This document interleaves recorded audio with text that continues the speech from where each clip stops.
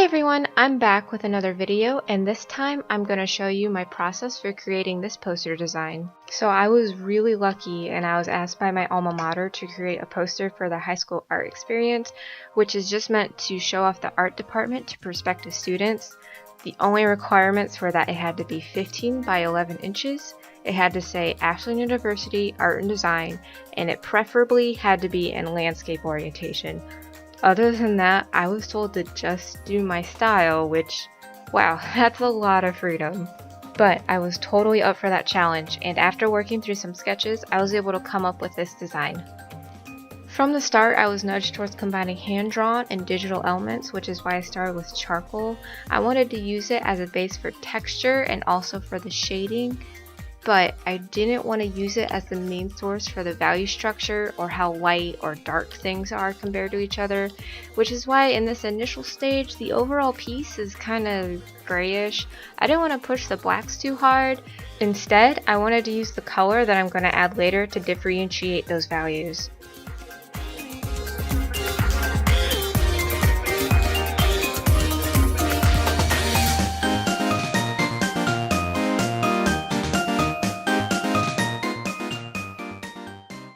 This bird right here is where the lack of value change was really starting to get to me.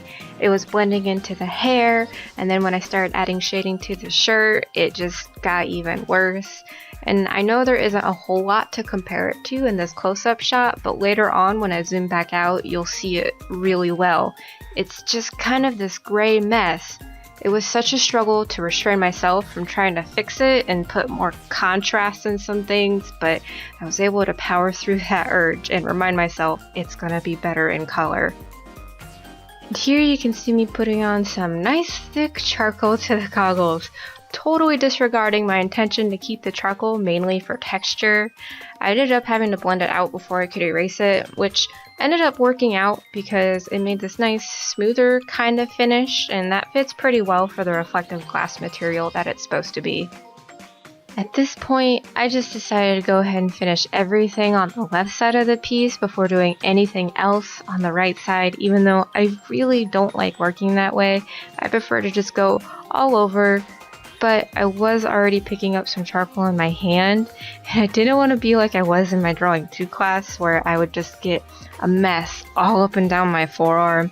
So being right-handed, getting the left side done first helped me avoid that cleanup. By this point in the picture, I was getting used to not fully rendering everything, so finishing this bird, thankfully, came more easily for me than the first one did. If you compare it to the first one, it's more minimal.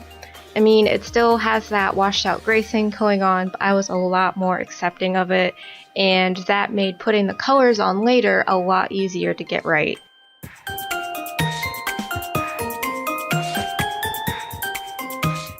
Ah, the leafy background. If this were digital, it would have been as easy as putting everything on multiple layers. But being traditional, it was way more of a challenge. In a good way though. It was kind of like solving a puzzle to fit the stems with the leaves and just making sure everything looked correct. I really surprised myself and I had a really fun time with this part. Before I scanned everything into my computer, I made sure to put a matte finish on it. That way it seals the majority of the charcoal in and prevents it from rubbing off. This is just the same stuff I used in my DIY pin video. If you're ever working with charcoal and you need to seal something in and can't find this stuff, you can also use hairspray. I've used that too, and it has pretty much the same effect, although I can't really speak to how well it holds up over time. I also wanted to quickly show you how I had to scan this larger piece into my small scanner. I broke it up into 4 parts while putting a light pressure on the edges. All I had to do after that was put the 4 images together into Photoshop and cut about an inch or 2 off the edges to get rid of those hard separating lines. Then it's like it was scanned as one full piece. After some quick messing around with the level and curve editing functions, I got the contrast just right and popped the image over into Manga Studio. Then it was finally onto color, the part I was most excited for. Usually I like to just use the fill bucket to start out, but obviously that wasn't an option since there's no defined digital lines to fill in. So what you're seeing me do is just pick a random color, outline a big chunk of the image, then fill that in. Then I break it down gradually into smaller individual pieces. I'm doing this so that later on I can just select a certain object and then go to town with any brush size that I want without the color spilling into other parts of the image. Now this part isn't particularly exciting to watch, so I'll go ahead and save you the boredom and skip on over to when I have that all finished. Alright, now that that's over with, I select each part, and then on a new layer, I fill in with the color I actually want the thing to be. I also mess around with what mode I want the original drawing layer on, and I think I ended up liking Multiply the best. And now I have a mini heart attack because I flipped the image for the first time and noticed how horribly lopsided her jaw and lips are. I'm suddenly acutely reminded why I don't usually do straight-on faces. I can't ever get the symmetry exactly right. Thank the editing gods for the mesh transformation tool. I was able to even it out just a little bit so it wasn't as glaringly obvious, and I was able to move on. At this point, I just started filling in colors and details. Darker parts here, lighter colors there, a little texture added to the sky. I honestly don't have a lot to say about what I'm doing for this part because it's fairly standard stuff for me. The main thing is that gradients really save this piece. I would select certain things like the sky or just the background leaves, and then on a new multiply or overlay layer, whatever looked best, I would put a handful of low opacity gradients down at different angles, and then stuff would really start to look and feel more cohesive and a lot less flat and plain.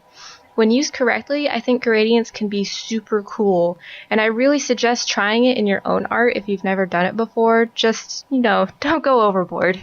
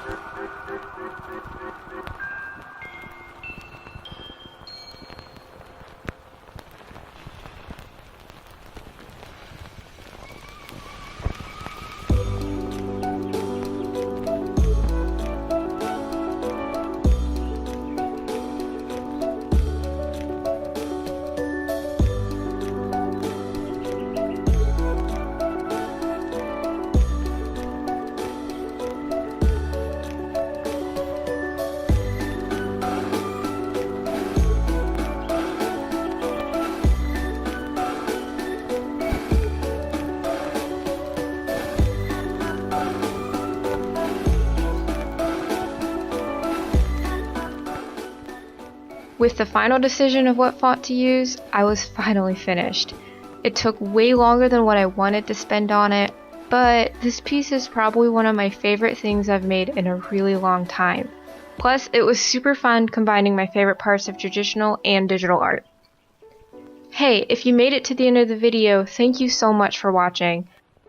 If there's anything you'd like to see me do next, feel free to leave a comment.